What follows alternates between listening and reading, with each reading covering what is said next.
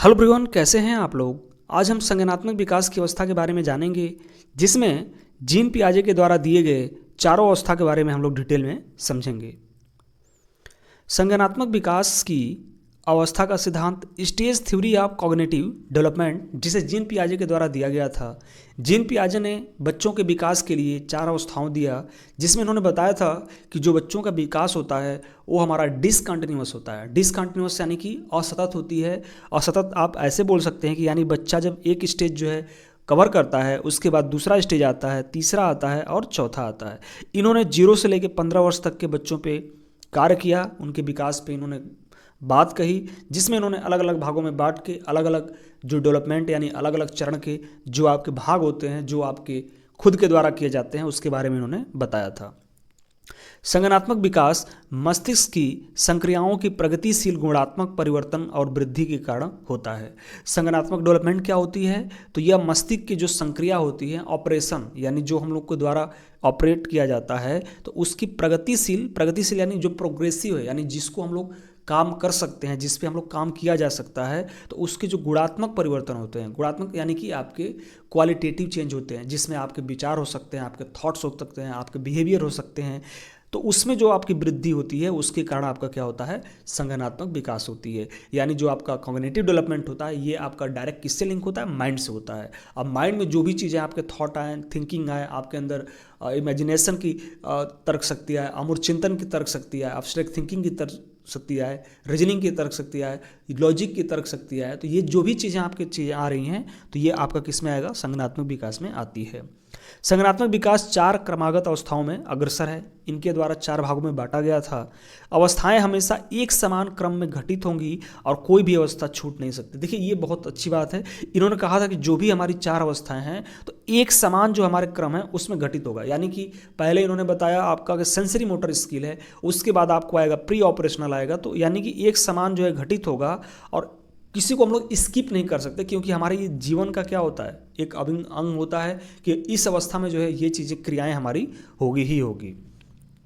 अवस्थाएं सार्वभौमिक हैं तथा प्रत्येक बालक में सभी स्थानों पर पाई जाती हैं। हाँ, ये जो हमारे अवस्था है, ये क्या है? यूनिवर्सल है। आपको प्रत्येक जहाँ भी बालक है, सभी स्थानों पर आपको एक जैसी ही अवस्था मिलेगा। संज्ञानात्मक विकास की 4 अवस्थाएं दी गई थी। पहले तो आपको अवस्था के बारे में जानना होगा।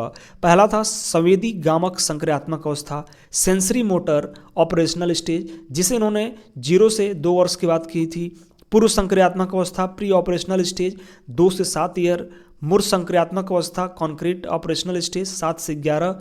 औपचारिक संक्रियात्मक अवस्था स्टेज फॉर्मल या ऑपरेशनल स्टेज 11 वर्ष के उपरांत होता है, यानी 11 से 15 वर्ष के बीच में फॉर्मल ऑपरेशन हमारा ही किया जाता है। आते हैं हम लोग पहला सेंसरी मोटर ऑपरेशनल स्टेज, जो हमारा 0 से 2 वर्ष होता है, यानी जन्म से 2 वर्ष की अवस्था होती है। इस अवस्था के शुरुआत में बच्चा एक कमी या कठिनाई महसूस करता है। दृष्टि से ओझल तो दिमाग से ओझल, out of site is out of mind. यानी कि जब बालक की दृष्टि से उसे संवेदना देना बंद कर देती है, तो उसका जो मस्तिष्क होता है उस वस्तु पर चिंतन करना बंद कर देता है। देखिए, समझना यहाँ पे चीज़ें हैं कि इसमें बच्चा जो है सेंसर के द्वारा सीखता है। अब सेंसर में हमारी क्या आती हैं? तो 5 चीज़ें हमारी आती हैं। एक हमारा क्या होता है? तो एक हमारा आँख होता है, कान होता है, नाक होता है, त्वचा होती है और हमारा जीभ होता है। ये हमारे 5 क्या है? सेंसर है। इसके द्वारा बच्चा सीख रहा है। तो इसमें यही कहा गया है कि out of site is out of mind, यानी जो बच्चा चीज़ों को देख रहा है, अब वो देख रहा है तो उसके माइंड में बना हुआ है। जहाँ वो चीज़ें आपको ओझल हो जाती हैं, यानी वो चीज़ें देखना बंद हो जाती हैं, दिखना बंद हो जाती हैं, तो वहाँ पर बच्चे का भी जो मस्तिष्क होता है वो उसमें चिंतन करना क्या होता है? बंद हो जाता है। यानी कि जो बच्चा चीज़ों को देख रहा है उसको आपको माइंड में हो रहा है, जब नई चीज़ें सामने आ रही हैं तो बच्चा उसको छोड़ देता है। इसमें क्या होती है? तो ये आपको याद करना है, ये इसका क्या है? कैरेक्टरिस्टिक्स है कि out of site is out of mind. ये आपको देखने को मिल सकता है कि ये किस अवस्था में होती है, तो आपका सेंसरी मोटर स्किल में आपको देखने को मिलेगा, स्टेज में मिलेगा। लक्ष्य निर्देशित बिहेवियर गोल ओरिएंटेड बिहेवियर होता है, यानी किसी चीज़ की प्राप्ति के लिए की जाने वाली अनुक्रिया या व्यवहार। यानी गोल ओरिएंटेड बिहेवियर में ये होता है बच्चा कि कोई भी चीज़ को लक्ष्य बना लेता है कि हाँ, जैसे सामने जो है बॉल रखा हुआ है, बच्चे ने टारगेट किया कि नहीं मुझे उस बॉल को लेके आना है, तो बच्चे ने जब अपना लक्ष्य जो है निर्धारित कर लिया, तो उस चीज़ को करना ही जरूरी होता है और उसको करता है। वस्तु अस्थायित्व आती है, यानी ऑब्जेक्ट परमानेंस आता है। इसमें क्या होती है? तो समझना है आपको कि इसकी शुरुआत जो है 8 से 12 माह और जो उसका पूर्ण क्षमता जिसमें आ जाती है 18 से 24 माह होती है। अब इसमें क्या होगा, तो जो वस्तु अस्थायित्व है कि प्राप्ति से पहले दृष्टि से ओझल तो दिमाग से ओझल होता है। यानी कि जब तक बच्चे के अंदर वस्तु की अस्थायित्व नहीं आती है तो उससे पहले यही होता है कि out of site is out of mind होता है, और वस्तु के अस्थायित्व की प्राप्ति के बाद दृष्टि से ओझल लेकिन दिमाग से ओझल नहीं होता। यहाँ पे देखिए समझना है आपको कि जब हमारे अंदर वस्तु की अस्थायित्व आ जाती है, देखिए ऑब्जेक्ट परमानेंस का मतलब ये होता है कि मेरे सामने कोई चीज़ गिलास रखा हुआ है, अब मेरे दिमाग में जो है दिख रहा है क्या है कि सामने मेरा गिलास है। अब गिलास को अगर कोई हटा देता है तो बच्चे के अंदर वो प्रतिबिंब, अगर गिलास अगर उसके माइंड में बना हुआ है तो बच्चे के अंदर वो क्या आ जाती है, तो बच्चे के अंदर वो आपके वस्तु अस्थायित्व की भावना आ जाती है। और जो आपकी वस्तु अस्थायित्व की जो भावना आती है ये आपके 18 से 24 माह के बीच में देखने को मिलता है। यानी जब बच्चा जन्म लेता है तो जन्म के टाइम बच्चे के अंदर जब धीरे धीरे बच्चा बढ़ता है, 6 महीने 7 महीने 8 महीने का होता है, तो उस time out of site is out of mind होता है। लेकिन देन बढ़ते बढ़ते आगे जो है बच्चे के अंदर क्या आ जाती है, ऑब्जेक्ट परमानेंस आ जाता है। इमिटेशन आपको 4 से 5 माह में प्रारंभ होता है। इसमें क्या होती है कि बच्चा जो है प्रेक्षित व्यवहार को अपनी अनुक्रिया या व्यवहार से क्या करता है, दोहराता है। यानी इसमें इमिटेशन की चीज़ें आपको देखने को मिलेगा। मेक बिलीव प्ले यानी बालक दैनिक गतिविधियों या काल्पनिक गतिविधियों का अभिनय खेल करते हैं, जैसे घर घर खेलना। ये छोटी छोटी चीज़ें आपको देखने को मिलता है कि इसमें आपको सेंसरी मोटर स्किल में। अब ये ध्यान दीजिए कि ये जो आपके स्टेज हैं जैसे घर घर खेलना, मेक बिलीव प्ले, तो ये आपका 2 वर्ष के लगभग जो समय होता है उस टाइम का ये चीज़ों को बातों को बताया जा रहा है। आते हैं प्री ऑपरेशनल स्टेज जो आपका 2 से 7 वर्ष होता है। इस अवस्था में बालक क्या करता है, तो तार्किक संक्रियाएं नहीं कर पाता, लेकिन मूर्त तार्किक संक्रियाओं के आधारभूत संक्रियाएं इसी अवस्था में विकसित होता है, अतः इसे पूर्व संक्रियात्मक अवस्था कहा जाता है। देखिए यहाँ पे आपको समझना है कि बच्चा क्या करता है कि इसमें जो तार्किक संक्रियाएं होती हैं, ऑपरेशनल जो होता है इसमें नहीं किया जा सकता है उसके अंदर, लेकिन जो चीज़ें उसको दिखाई देती हैं उस पर जो वो तर्क कर सकता है। यानी जो सामने चीज़ें उसको दिखाई देती हैं उसके बारे में तर्क वितर्क, नहीं ये कैसे है, ये इसमें क्यों यहाँ पे है। बहुत सारे होते हैं ना जिस बच्चे जो बहुत सारे क्वेश्चंस करते हैं। अकॉर्डिंग टू जीन पियाजे उन्होंने बच्चों को क्या बताया था, छोटे नन्हे बच्चों को लिटिल साइंटिस्ट की बात बोला था कि जो नन्हे बच्चे हैं क्या होते हैं, लिटिल साइंटिस्ट होते हैं, जिनके पास जो बहुत सारे क्या होती हैं, क्वेश्चंस होती हैं। तो उस प्रकार से इनके अंदर यहाँ पे लॉजिक चीज़ें आ जाती हैं, धीरे धीरे उनका जो माइंड होता है वो काम करना प्रारंभ हो जाता है। तो इसमें चीज़ें आपको देखने को मिलता है। अब समझते हैं इसमें कि क्या क्या आपको देखने को मिलेगा।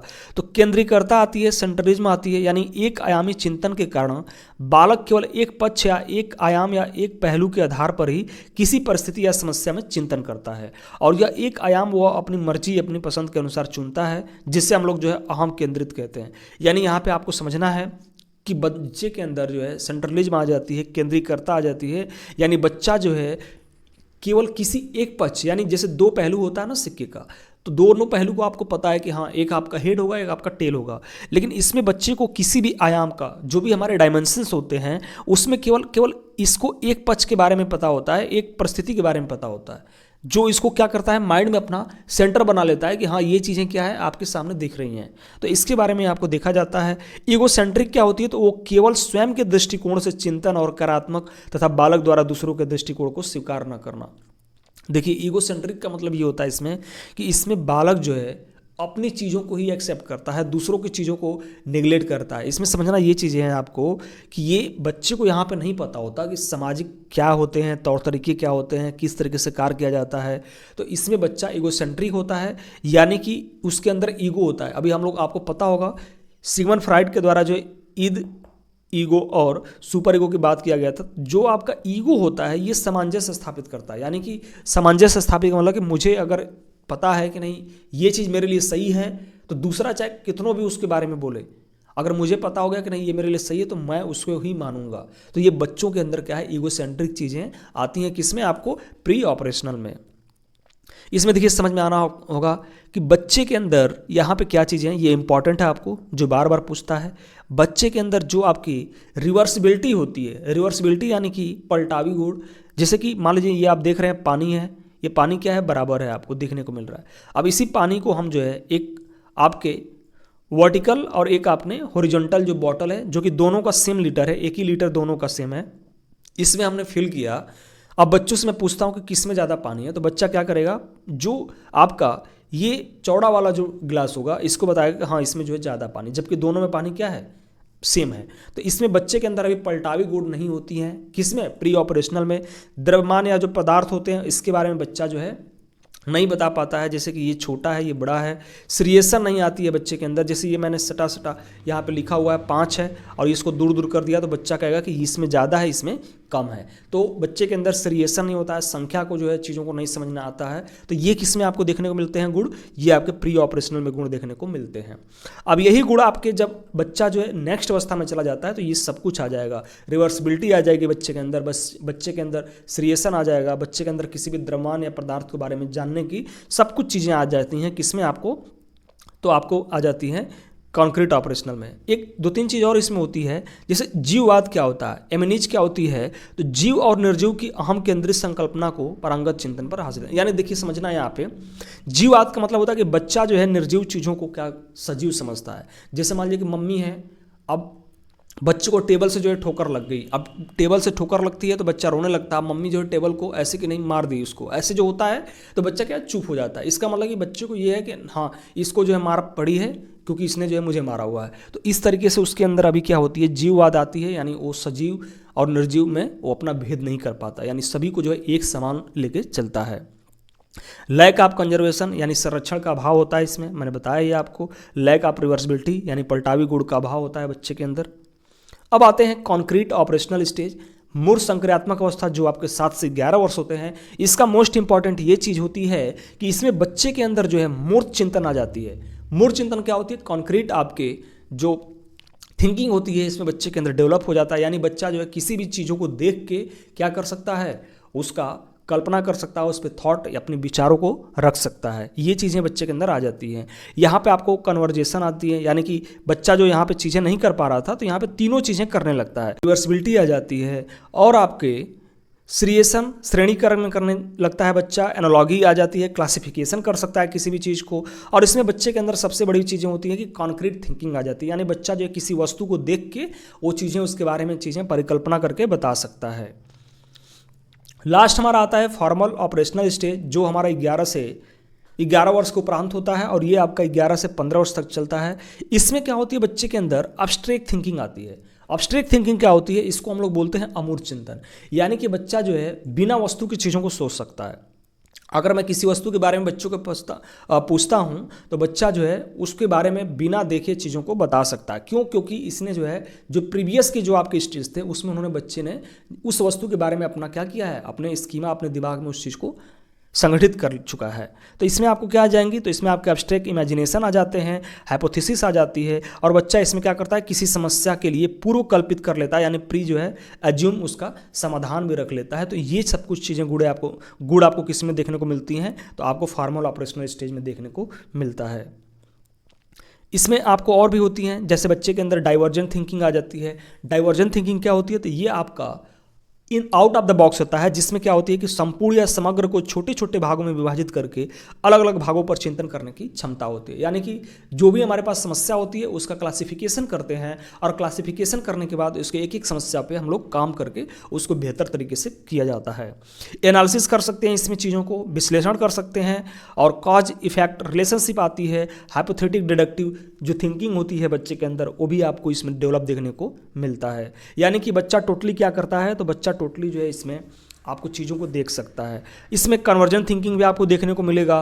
प्रॉब्लम सॉल्विंग एबिलिटी आ जाती है बच्चे के अंदर, जैसे कि आपके समस्या समाधान के जो चरण होते हैं आपको वो चीज़ें आ जाती हैं। प्रॉब्लम को किस तरीके से सॉल्यूशन करना है, क्योंकि बच्चा क्या करेगा, अमूर्त चिंतन के द्वारा जो चीज़ों को समस्याओं को सॉल्व करता है। तो ये आपके आज पियाजे के जो है 4 स्टेज के बारे में हम लोगों ने पढ़ा। पहला आपका सेंसरी मोटर स्किल है, दूसरा आपका प्री ऑपरेशनल स्टेज, तीसरा कॉन्क्रीट ऑपरेशनल, चौथा आपका फॉर्मल ऑपरेशनल स्टेज होता है। पहले स्टेज में आपको बच्चे जो है सेंसर के द्वारा चीज़ों को सीखते हैं, जिसमें हमारी जो 5 इंद्रियां जो गामक हैं उसके द्वारा चीज़ों को सीखा जाता है। इसमें बच्चे के अंदर फिजिकल डेवलपमेंट और जो बच्चे के अंदर जो धीरे धीरे जो चीज़ें होती हैं सेंसर के द्वारा सीखने की, वो एबिलिटी उसमें जागृत होती है, जिसमें बच्चा क्या करता है, बच्चे के अंदर ऑब्जेक्ट परमानेंस आती है, गोल ओरिएंटेड बिहेवियर आता है बच्चे के अंदर। ऑब्जेक्ट परमानेंस क्या होती है, तो ऑब्जेक्ट परमानेंस के द्वारा जो है बच्चे के अंदर धीरे धीरे जो वस्तु होती है वो आपके अस्थायित्व होने लगती है। जैसे out of sight out is mind, मतलब यानी कि जो चीज़ें आपको दिखाई दे रही हैं अगर वो ओझल हो जाए तो आप उसको जो है भूल जाते हैं। तो वो धीरे धीरे बच्चे के अंदर ऑब्जेक्ट परमानेंस आ जाता है लास्ट के स्टेज में। जो हमारा प्री ऑपरेशनल स्टेज होता है ये आपका पूर्व संक्रियात्मक होता है। पूर्व संक्रियात्मक यानी कि मूर्त, यानी चीज़ों को देख के जो है सीखने की पहले की अवस्था होती है, जिसमें बालक क्या करता है, तो बालक के अंदर जो है किसी भी प्रकार का जो है, जैसे आपका कन्वर्जेशन हो गया, सीरियसन हो गया, रिवर्सिबिलिटी हो गया, ये गुण नहीं होती हैं। इसमें बालक के अंदर जो है एमनीज यानी कि जीववाद की जो है तर्कता आती है, जिसमें बालक क्या करता है, सजीव और निर्जीव पे जो है वो दोनों को जो एक समान लेके चलता है। यानी अगर कोई बच्चे को घटित होता है कोई, तो वो जो है सजीव चीज़ को भी निर्जीव मान के अपना कार्य करता है। जैसे गुड़िया के साथ जो है बच्ची खेलती है या बच्चा खेलता है, तो वो आपका क्या होता है, एमनीज का ये उदाहरण आपको देखने को मिलती है। कॉन्क्रीट जो थिंकिंग होती है डेवलप हो जाती है। इसमें बच्चे के अंदर कन्वर्जेशन, रिवर्सिबिलिटी, सब कुछ जो गुण होते हैं वो आपको चीज़ें आ जाती हैं। फॉर्मल ऑपरेशन जो होता है ये आपका लास्ट की अवस्था होती है, जो बच्चे के अंदर किशोरावस्था में प्रारंभ होता है। इसमें बच्चे के अंदर क्या होती है, तो एब्स्ट्रैक्ट थिंकिंग आ जाती है, आपके हाइपोथेसिस होना, एनालिसिस करना, और किसी भी चीज़ को कन्वर्जेंट थिंकिंग, डाइवर्जेंट थिंकिंग, ये सभी गुण जो है बच्चे के अंदर विद्यमान हो जाते हैं। यानी अमूर्त चिंतन क्या है, तो अमूर्त चिंतन यानी बिना किसी चीज़ को देखे जो है उसको आपको समझ लेना, उसको उसके बारे में सोचना, विचार करना, परिकल्पना करना, ये आपके एब्स्ट्रैक्ट थिंकिंग में आते हैं। तो ये पियाजे ने 4 अवस्था दिया था, जिससे आप लोग जरूर देखिएगा, ये आपके लिए इंपॉर्टेंट है। इसमें मैं जो है ज़्यादा से ज़्यादा जो क्वेश्चंस होंगे इसको हम लोग करेंगे। धन्यवाद।